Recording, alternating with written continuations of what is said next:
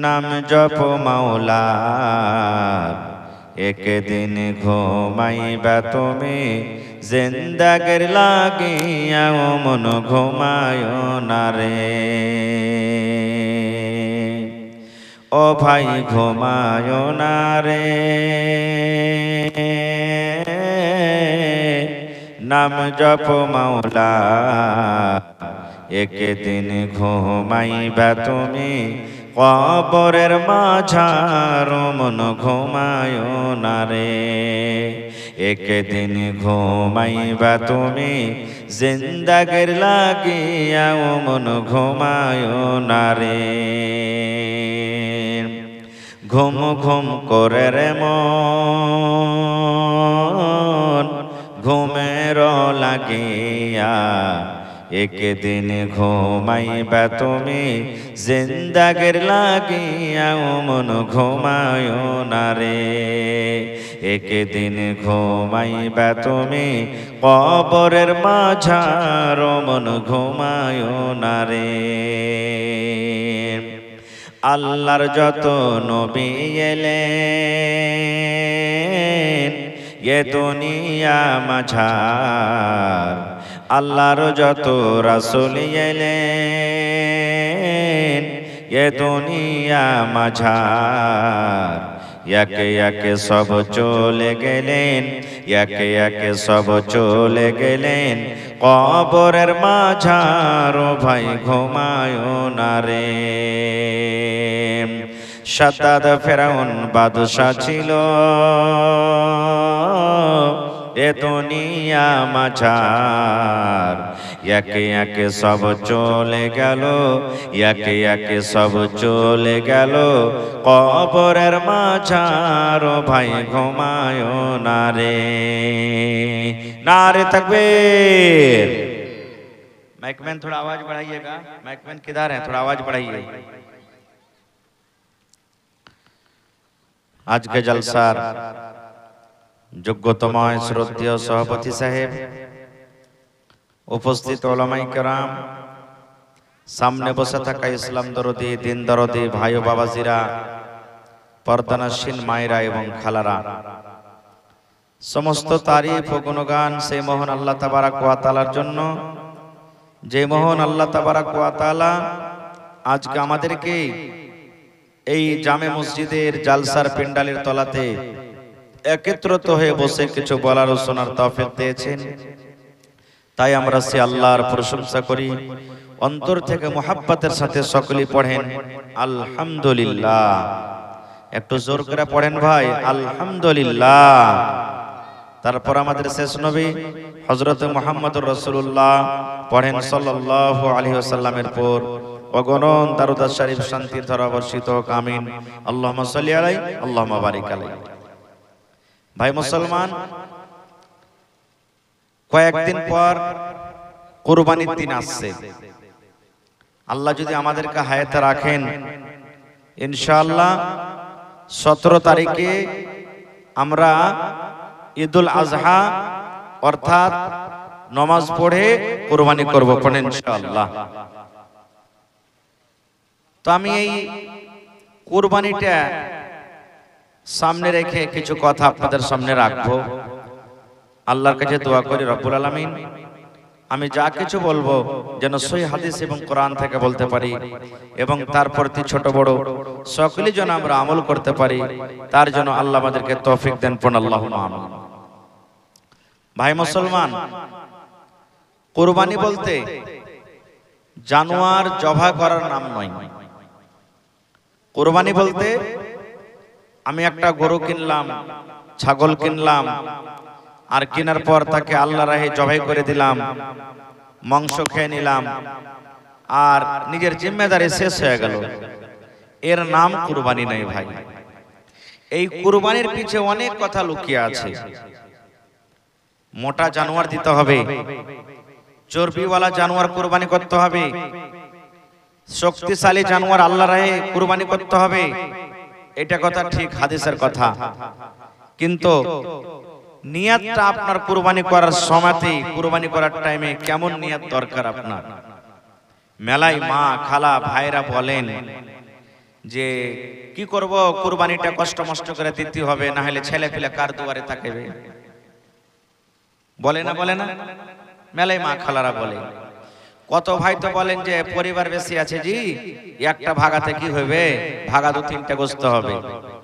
এই দেখেন, তো যদি এই নিয়াতে কুরবানি দেন ভাই, কুরবানি কবুল হবে? আপনারা বলেন হবে কুরবানি? হবে না ভাই। আপনার গোশত খাওয়া হবে। 12 মাস আপনি গোশত খাইছেন, 12 মাস আপনার বাড়িতে হপ্তাতে 1 দিন 2 দিন 3 দিন, কোন এমন বাড়ি আছে যে ওর বাড়িতে একদিনও বাদ নাই মাছ গোশত, এমনও বাড়ি আছে। আর যতই গরিব মানুষ হয় হপ্তাতে কম করে 1 দিন চলছে ওর বাড়িতে, চলে না? তো যখন বাড়িতে আপনার 12 মাস গোশত মাছ হয়েছে, তো এই কথাটা বলে নিজের কুরবানিটা নষ্ট কেন করছেন যে একটা ভাগাতে হবে না, কিংবা ছেলে পিলা কার দুয়ারে তাকাবে? এই ধরনের কুরবানি করতে গেলে ভাই কুরবানি কিন্তু হবে না ভাইরে। 4 প্রকারের কুরবানি আল্লাহ তাবারাক ওয়া তাআলা কোরআনে বলেছেন আমাদেরকে কুরবানি করতে হবে। কয় প্রকার? একটু কথা বলেন ভাই, কয় প্রকার? 4 প্রকার। 4 রকম জানোয়ার, বেটা বেটি নিয়ে 8টা জানোয়ার হবে। যেমন একটা হলো উট, নর, আর একটা হলো মাদা, মানে উট আর উটনি, দুটা হয়ে গেল। আর একটা হলো কি গরু কিংবা গাই, মানে বল, যাকে আমরা বলি আমাদের ভাষাতে নর এবং মাদা, দুটা হয়ে গেল। তারপর একটা হলো ভেড়া কিংবা ভেড়ি, ভেড়া নর আর ভেড়ি নর মাদা দুটা। আর একটা হলো এই যেটা আমরা দিচ্ছি খাসি কিংবা বকরি। তো আজকে এই বর্তমান যুগে আমরা মুসলমান পাঁঠি কুরবানি দিতে আইব মনে করছি। আমার মনে হয় যে কেউ পাঁঠির কুরবানি দেয়, বকরির কুরবানি দেয়, কেউ দেয় না, কেউ দেয় না। আপনি যখন উটনির কুরবানি দিচ্ছেন, আপনি যখন গায়ের কুরবানি দিচ্ছেন, তো কেন আপনি বকরির কুরবানি দিবেন না? কেন দিবেন না? বকরির কুরবানিও আপনার জন্য জায়েজ আছে। আল্লাহর কোরআন বলছেন বকরিও আপনি কুরবানি দেন। কিন্তু ভাইরে, কেমন জানোয়ার কুরবানি করতে হবে, কোন ধরনের জানোয়ার আমাকে আপনাকে কুরবানি করতে হবে আল্লাহর রাহে, আল্লাহ রাসূল সাল্লাল্লাহু আলাইহি ওয়াসাল্লাম 1400 বছর আগে বলে দিয়েছেন কি, রে আমার উম্মত লা তাযবাহু ইল্লা মুসিন্না। নবী বলেছেন তোমরা বিনা দাঁতা জানোয়ারের কুরবানি তোমরা করিও না। উট যখন দিতে যাবে তোমরা কুরবানি করো, যখন তোমাদের গরু দিতে যাবে তখন কুরবানি করো। আমার উম্মতেরা তোমরা শুনে নাও, যখন তোমাদের বকরি দিতে যাবে তখন তোমরা কুরবানি করো। খবরদার খবরদার, বিনা দাঁতা জানোয়ারের তোমরা কুরবানি করিও না। 1 নম্বর হয়ে গেল, দাঁতা জিনিসের কুরবানি করতে হবে। আজকে একজনা বলছেন যে মৌলানা 20 কিলো মোটামুটি 18 থেকে 20 কিলো ওজন হবে খাসি, দাঁতে নি, দাঁত হিলেও করেনি, বাড়ির পোষা জিনিস, কুরবানি হবে? তা আমি অবাক হয়ে গেলাম যে 18-20 কিলো যদি খাসির ওজন হয় তো দাঁতবে না, এর মানে তাহলে ভুল ওজন বলছো। এত ওজনের দাঁত তো মোটামুটি 3-4 দাঁত হয়ে যাচ্ছে। তো বলছে মৌলানা 1 বছর মোটামুটি টাইনা কুচা হয়েছে, কি কয়দিন কমই আছে, খাওয়া পিন্দার বলে মোটা তাজা হয়ে গেছে। আমি বললাম দেখেন, রসুলের কথার হিসাবে কুরবানি কিন্তু আপনার হবে না, এখনো সময় আছে, আপনি পাল্টালেন তাকে। বাড়ির পোষা হইতে গেল কি হবে? এই জায়গাতে রসুল বলেননি যে তোমার বাড়ির পোষা যদি হয় তাহলে কুরবানি হবে, আর যদি কিনা হয় তাহলে তুমি দাঁতাওয়ালা কুরবানি করো, এই কিন্তু হাদিসে এটা নাই। রসুল বলেছেন যে তুমি দাঁতা জানোয়ারকে তুমি কুরবানি করো। আর একটা চলেন ভাই আমার, কুরবানি আপনি করবেন, কুরবানি করার টাইমে আপনার অন্তরখানটা কেমন হওয়া চাই, আপনার দিলখান কেমন হওয়া চাই।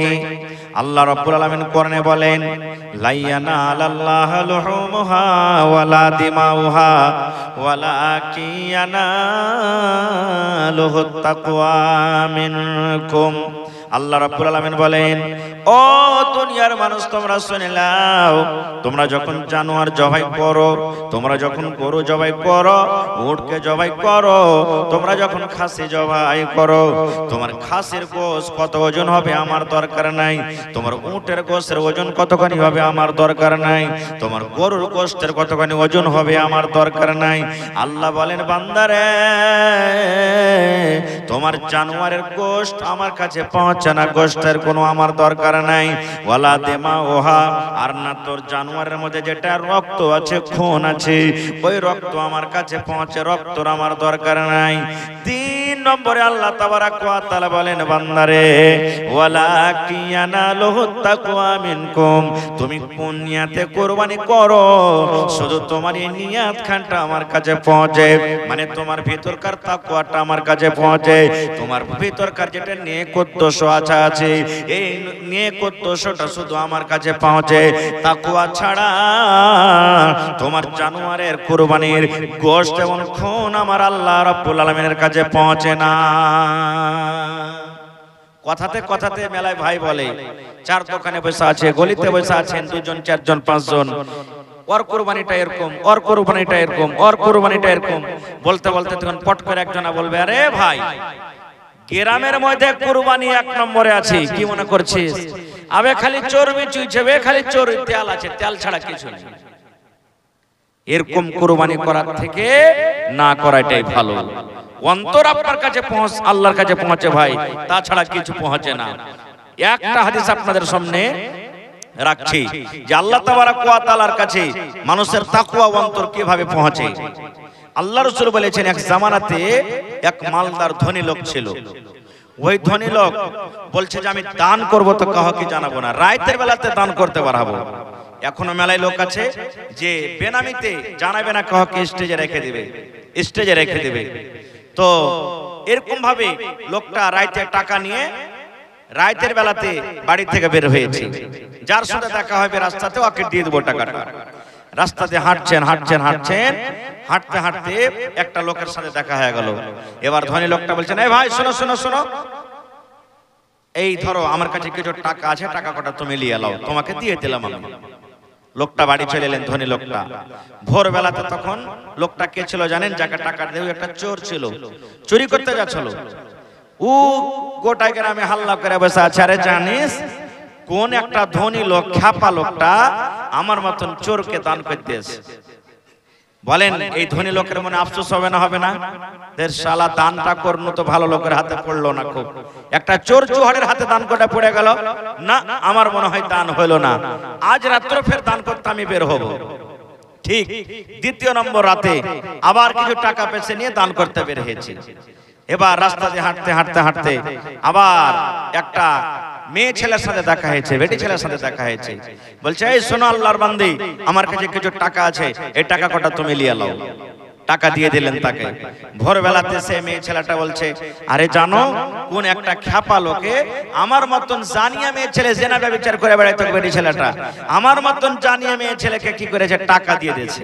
হায় আল্লাহ।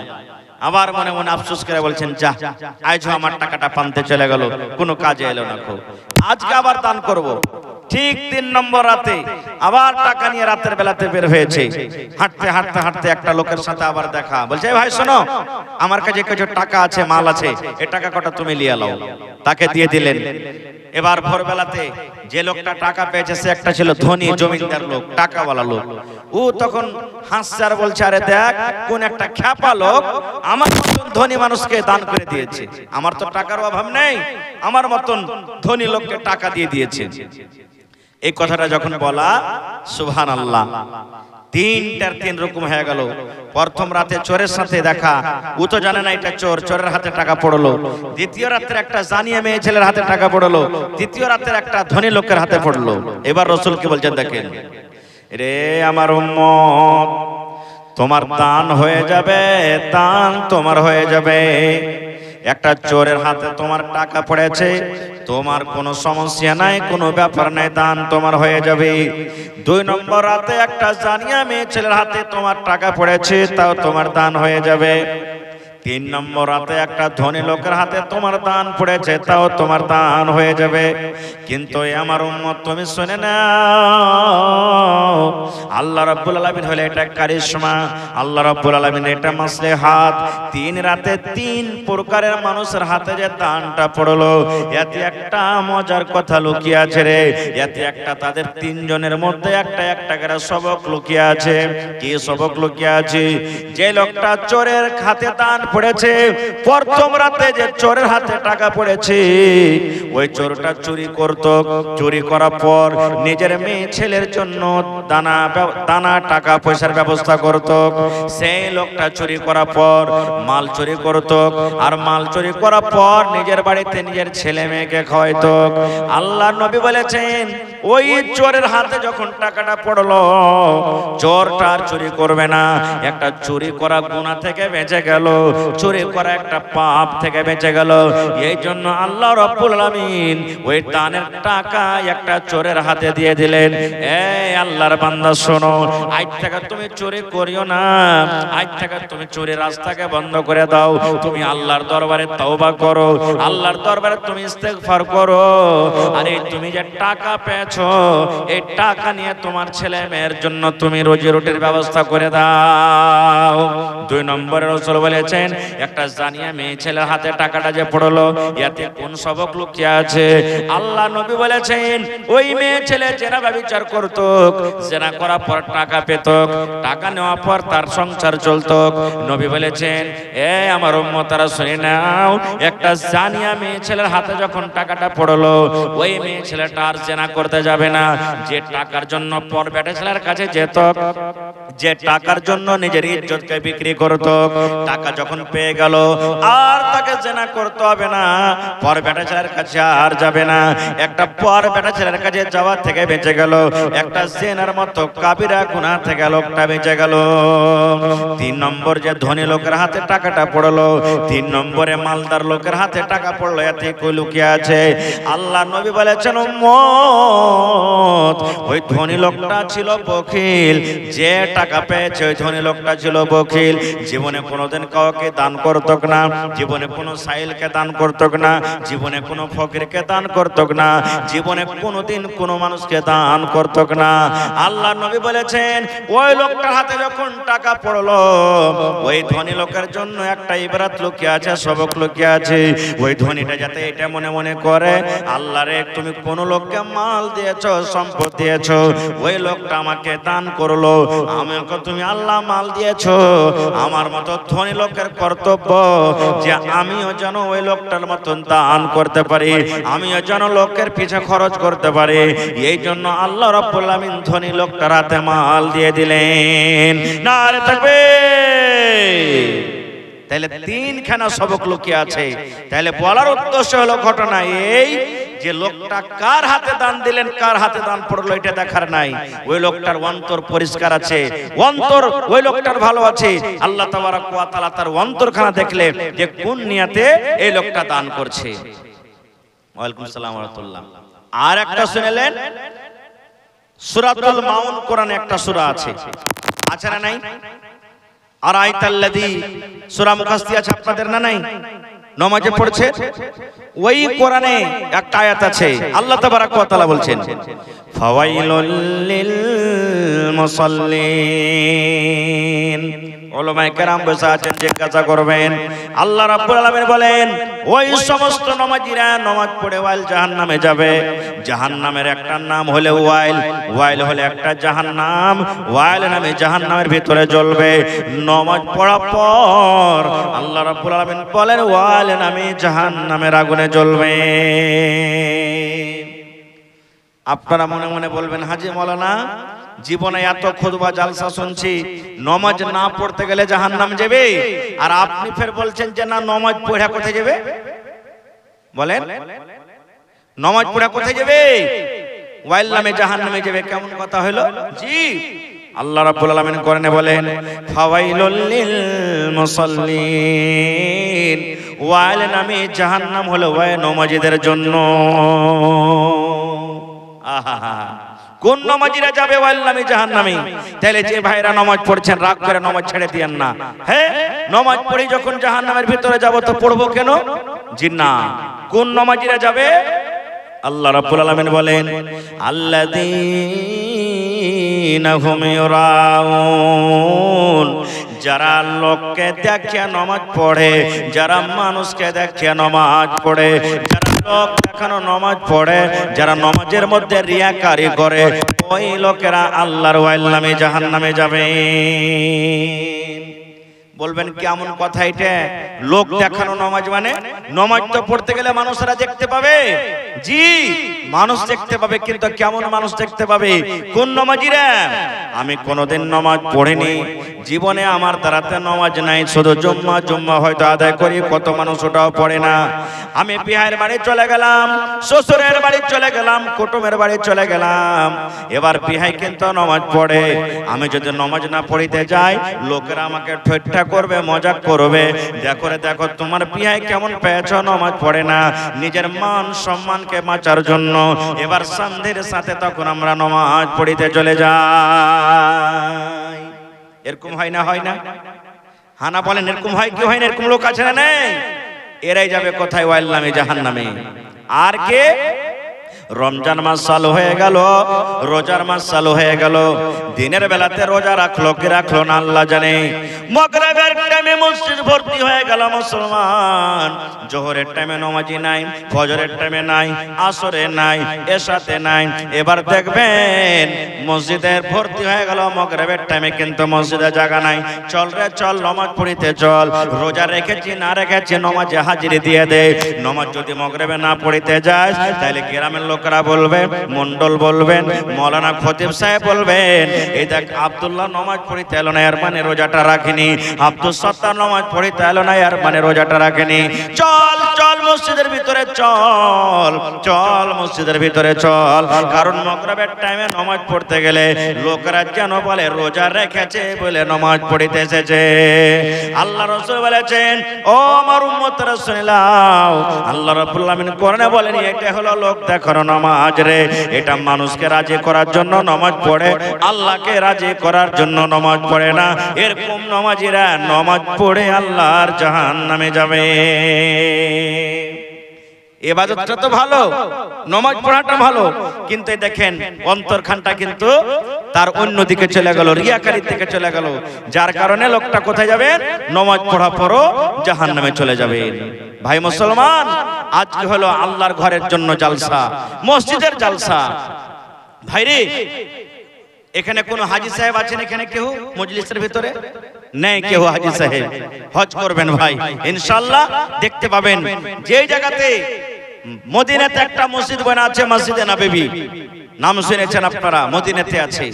নবীজি যখন হিজরত করে মক্কা থেকে মদিনা চলে গেলেন, ওখানে নামাজ পড়িতে হবে, মসজিদ নেই। মুসলমানের মান, মুসলমানের শান, মুসলমানের জান হলো মসজিদ। যেখানে মুসলমান আছে ওখানে মসজিদ থাকবে। নবীজি হিজরত করে চলে গেলেন মদিনায়, মদিনাতে কিন্তু মসজিদ নেই, নামাজ তো পড়িতে হবে। আপনারা যেমন বসে বসে জালসা শুনছেন, সাহাবায়ে কেরামকে নিয়ে নবীজি বসে গেলেন। বসে যাওয়ার পর নবীজি বললেন, একটা মসজিদ বানাইতে হবে। আজকে যেমন বসেছেন মসজিদে জায়গা হয় না, লোক হয়েছে, মসজিদ ছোট পড়ে গেছে, মসজিদ বানাইতে হবে। এই জন্য আজকে আপনারা জালসা লাগিয়েছেন। দয়ার নবী সাহাবায়ে কেরামকে নিয়ে বসে গেলেন, ও আমার সাহাবার দলেরা, আল্লাহর একটা ঘর বানাইতে হবে, আল্লাহর এখন মসজিদ বানাইতে হবে। আল্লাহ রাব্বুল আলামিনের ইবাদত করার জন্য আল্লাহর ঘরে একটা দরকার আছে, মসজিদ বানাইতে হবে। কে আছো তোমরা মসজিদের জন্য জমিন ওয়াকফ করবে, দান করবে? কোন জায়গাতে মসজিদ করতে গেলে ভালো হবে? এই চিন্তা ভাবনা করতে করতে যে জায়গাতে মসজিদ আছে এই জায়গাখানটা কিন্তু পছন্দ হয়ে গেল। সকলের মানুষের বলার পছন্দ হলো যে জায়গাতে মসজিদ হোক। নবীজি বললেন, জায়গাটা কার? সাহাবায়ে কেরাম বললেন, দুটা ইয়াতিম বাচ্চার। কার জায়গাটা? দুটা ইয়াতিম। ইয়াতিম কাকে বলি? যার বাপ মারা গেছে, ইয়াতিম বাচ্চার জমিন, সাহাল এবং সোহাইল। ইয়াতিম বাচ্চার জমিন। নবীজি বললেন, বাচ্চা দুটাকে ডাকো।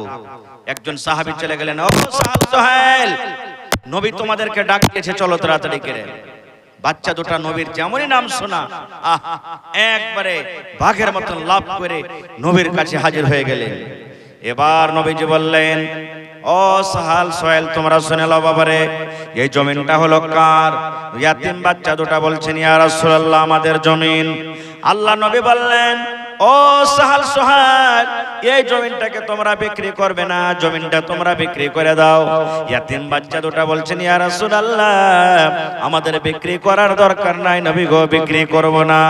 এবার নবীজি বললেন, তোমরা বিক্রি যদি চাও করে দাও বাবারে। এবার বাচ্চা দুটা বলছেন, ইয়া রাসূলুল্লাহ, জমিন কিনে কি করবেন? নবী বললেন, বাবারে, এই জায়গাতে আল্লাহর ঘর বনবে বাবারে, আল্লাহর ঘর মসজিদ বনবে, যেখানে মানুষ গুনাহ করার পর, পাপ করার পর আল্লাহর দরবারে বলবেন, রব্বানা যালামনা আনফুসানা ওয়া ইল্লাম তাগফির লানা ওয়া তারহামনা লানাকুনান্না মিনাল খাসিরিন। নিজের জীবনের গুনাহটা আল্লাহর সামনে রাখবে, আল্লাহ রাব্বুল আলামিনের ইবাদত বান্দেগি করার জন্য এখানে একটা মসজিদ বানাবে। বাবারে, তোমরা মসজিদের জন্য জমিনখানা বিক্রি করে দাও। ইয়াতিম বাচ্চা দুটা বলছেন, ইয়া রাসূলুল্লাহ, আমরা মসজিদ বিক্রি করব না গো নবীজি, মসজিদ বিক্রি করার দরকার নাই, আমরা মসজিদ বিক্রি করব না। এবার ইয়াতিম বাচ্চা দুটার ঈমানের জাজবা দেখেন। এই আমার ভাইরা, মায়েরা, খালারা শুনেন, ইয়াতিম বাচ্চা দুটা বলছেন, ইয়া রাসূলুল্লাহ, আপনি যখন আল্লাহর ঘর বানাবেন, মসজিদ বানাবে নবী গো, আমরা দুটা ইয়াতিম ভাই, আমরা এই জমিনটা বিক্রি করব না।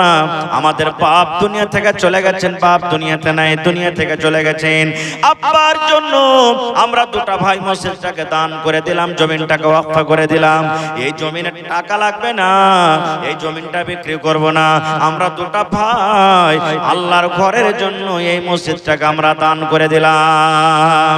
নারে তাকবীর! দান করে দিলাম। নবী বললেন, না, তোমরা বিক্রি করে দাও বাবারে, তোমাদের দান লাও হবে না।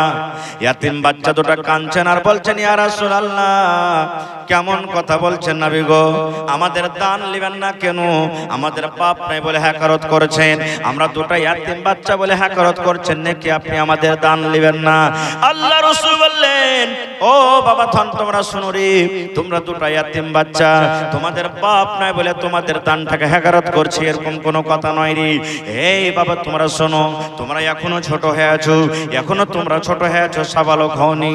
আজকে যদি তোমরা আল্লাহর ঘরের জন্য দান খান করে দাও, মসজিদ দিয়ে আল্লাহর ঘরের জন্য জমিন দান করে দাও, তাহলে পরেকার লোকেরা যখন পরে কোনো এমন মানুষ আসবে, তখন আমার পরে কলঙ্ক লাগাবে, দাগ লাগাবে, ইলজাম লাগাবে, দেখো তোমাদের নবী কেমন রে, দুটা ইয়াতিম বাচ্চার কাছ থেকে জবরান কেড়ে মসজিদ ওখানে বানিয়ে দিয়েছে।